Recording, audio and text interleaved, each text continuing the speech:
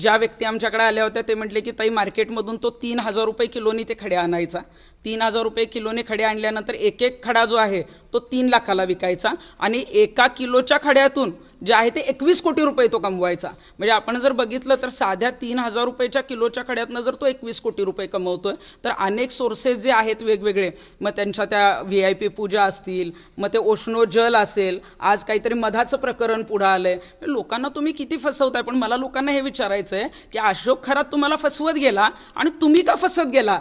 आपण कुठल्या अंधश्रद्धेला बळी पडतोय? आपण आपल्या कर्तृत्वावर पुढे आलोय. गुरु करणं, दर्शन करणं किंवा एखाद्यावर श्रद्धा असणं अजिबातच वाईट नाही, पण इतकी अंधश्रद्धा का पसरवली गेली? किंवा मग अनेक जण म्हणायचे की जेव्हा महिलेवर अत्याचार केला जायचा किंवा या गोष्टी व्हायच्या तेव्हा तो संमोहन करायचा. आता तो संमोहन करत होता का नाही मला माहीत नाही, परंतु या गोष्टी संमोहनातनं बाहेर आल्यानंतर तरी कुणीतरी पुढाकार घेऊन करणं गरजेचं होतं. आणि आमचं तर म्हणणं आहे की महिला आयोगाचं अध्यक्षपद ज्यांच्याकडे होतं, ज्यांना महिलांना न्याय देण्याचं काम करण्यात आलेलं होतं, तर आमच्या कुणाकडे हे पेनड्राईव्ह येणं किंवा या बाबतीत आम्ही पोचवणं, आम्ही पोलिसांपर्यंत पोचणं, याच्यापेक्षा महिला आयोगाच्या अध्यक्षांनीच जर पुढाकार घेतला असता आणि हे सगळं बाहेर काढलं असतं तर निश्चितच त्यांची वाहवा झाली असती. परंतु त्यांनी जे आहे ते पीडितांना न्याय न देता अशोक खरातला वाचवण्याचा प्रयत्न केला.